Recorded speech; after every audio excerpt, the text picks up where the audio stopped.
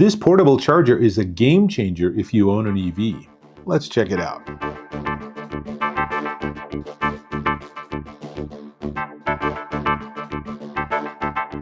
Dave Taylor here, and I drive a lot of different cars as a car reviewer, and many of them are EVs. That is sort of one of the big trends right now with vehicles. So I often get to the situation where I have an EV and I need to charge it, and I'm stuck with whatever's included by the manufacturer, and they're generally pretty dumb EV chargers.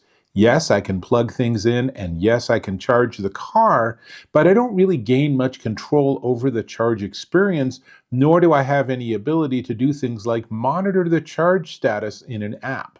So enter this. This is the MSI EZgo EV portable charger, and it has, right now, I have plugged in the 240 volt plug, but it also includes a 110 volt. Now, obviously, it is a rare car, if any, that actually is going to get a meaningful charge with 110 volts input. So you really want to have that 240, but when you're on the road, you might not be able to have that option. So it's nice that it includes both, and it's an easy twist and change to decide which one you want. On the other side of it, and this is a little complicated to manage all this with my table, but the other side of it is either a J1772 or a NACS end. So this one in particular is the J1772, which turns out to be a bit of a challenge when I try to charge the Hyundai Ioniq 9 that I used for this demo.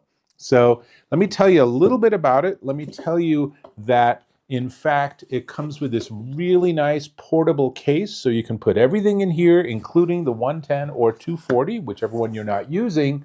And this is 15 inches by 15 inches by, when fully extended, 6 inches thick. So I'm just going to put it down because it's in the way. Now, you can get this in two different configurations. You can get the SAE J1772 plug, or you can get it with a NACS plug. Also comes in this gray, or it's a very attractive white. So those are the basic options. There is an app. There is the MSI aConnect app. And in a second, we're going to go out to my garage and actually give all this a little practice run and actually show you a demo and everything. But let me tell you a little bit about it before we get there. So maximum of 9.6 kilowatts, 40 amps. It's obviously a portable design, so it's not designed to be permanently mounted on your wall in your garage, though you can do that. It's really designed so that if you're on a road trip or you're just going to work and back and forth and you want to use your own charger, you got that solution. And this gives you a lot of the capabilities of really high-end chargers. It uses the aConnect app, which gives you things like charging schedule and current control. The whole unit is IP66 waterproof. As hopefully you've realized, the entire world of EV charging is completely waterproof. You can be in an absolute monsoon and you're still going to be safe. You're not going to be zapped. Your car's not going to short circuit. So this is consistent with that, which of course it has to be. And it does have some elevation limitations according to the company. So you can't use this particularly well, or maybe it just has less efficiency above 6,500 feet, which is kind of interesting because I live at just a bit over 5,000 feet. So it wouldn't be that hard for me to go somewhere up in, for example, the Rocky Mountains, where I'm above that altitude. I didn't do that as a field test. It would be interesting. My guess is that it will work. It's just going to work a little more slowly. If you live at 11,000 feet or something, however, do check with MSI before you make a purchase decision, just to make sure you understand what happens above that elevation. The cable itself, let me get to an end here. The cable can withstand 2 tons of drive over, and probably a lot more than that, because 2 tons isn't very much in modern vehicles. But this unit itself, the charging gun, they say you can survive 20 tons. So that's a Hummer EV isn't even that heavy. So that's a lot. So includes the carry bag. The cable is 24.6 feet long. The whole thing is 8.8 pounds. So when you get it all coiled up and neatly put in that carrying case, it's really easy to work with. So That's really pretty much everything we have on the spec side, so let's go into my garage. I have a 240 volt plug in my garage, which is perfect for this application. So as you can see, I've plugged in the EZgo.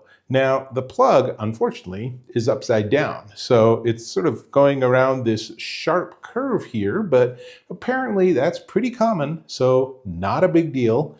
And you can see the charger is ready to go. That little blue light is saying, I'm ready to power something if you're ready to plug me in. And here's all my cable, and here's the J1772 plug.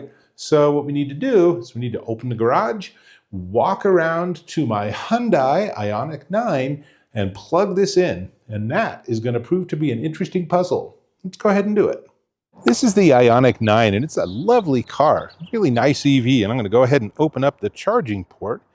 And you can see here, that's the problem. That's NACS or NACS, and this is J1772. They will not work.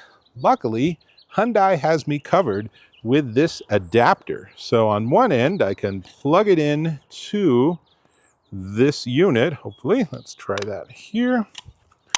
So now I'm ready to go. So I'm going to plug it in, and I can hear the clicking. So now it's starting to charge. So now I can use the app on my phone so I can actually monitor the charge. Now, let's go back in the garage and see what's going on.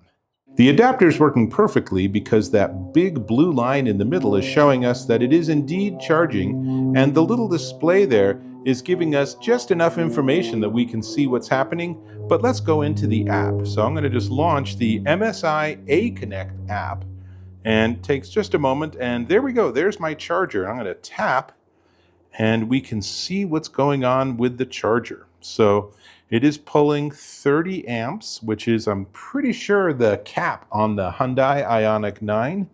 And it is chugging along, so you can see the charging voltage. So my 240 volt plug is indeed working as expected. And what's nice here is that I can do things like schedule my charge. If I go into schedule and push plus, I can tell it when to start. I'm not going to do that, but it could easily be where starting at midnight, it will charge. But I'm not going to do that. Instead, we're just going to go back, and I'm going to pause the charge by pushing stop. And now notice that the charging unit itself has gone to a solid blue. So that tells me that it is plugged into a car, but it also tells me that it's not actually charging. And so if I push the start charging button again, then it will go back to charging mode, and you can watch the charging current as it negotiated right there with the car to figure out maximum amperage.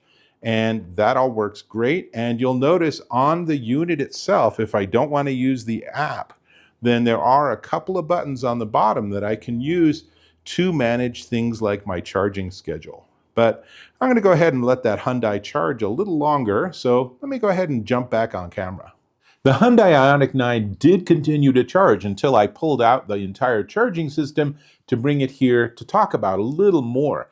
I really like this solution. It's really simple, really elegant. I'm a tiny bit frustrated that my 240 volt plug was upside down as far as this was concerned, but in the grand scheme, it worked perfectly. And if you have that 240 volts, you're going to get a much better charge experience. But if you don't, then there's still that 110 option, which can give you a little better than, I don't know, what comes with the car. But it's still, the real win is this whole smart box in the middle here that lets you manage all of this and lets you keep track remotely. Really, really nice. If you have an EV, or you have guests or visitors or friends that have EVs and they're always like, hey, can I charge off of your system or something? Then this is a really nice, elegant solution to have in the garage or in your carport ready to go. And if you don't need it, it's easy to put in a little carrying bag and just tuck it behind something or just leave it in the garage until it's next needed. Really straightforward. So definitely, this is one to check out if you have an EV and it didn't come with a great, super smart, super sophisticated charger. Again, really good solution. We do need to talk price. Before we get there, I'm going to invite you to subscribe to my channel. Click or tap on that subscribe button to get my new content. Click on that bell icon for notifications as I produce and publish new reviews. And give me a thumbs up if you found this of value. And of course, I really hope you did. If there's something you wish I would have shown, then please let me know, because I get all sorts of gear, including EV charging systems, and I'm constantly getting an opportunity to test and experiment with them. So, this is the MSI EZgo EV portable charger. Comes in gray, this color, or white, and you have two options on the end. You can get the J1772, or you can get a NACS end, depending on what car you have. The 1772 is more generic, more common. The NACS is more of a Tesla connector, but obviously that Hyundai is using the same one, which is where that adapter was such a win. So it will cost you $279.99 for the J1772 in gray, or $299.99 for the NACS connector in gray or white. All of this at Amazon.com. I think MSI has added a really, really good option for EV chargers, full-time or part-time. And it's one that, honestly, I need to get back to my garage to make sure that Ioniq 9 is topped up. So that's what I got. Hope to catch you in my next video.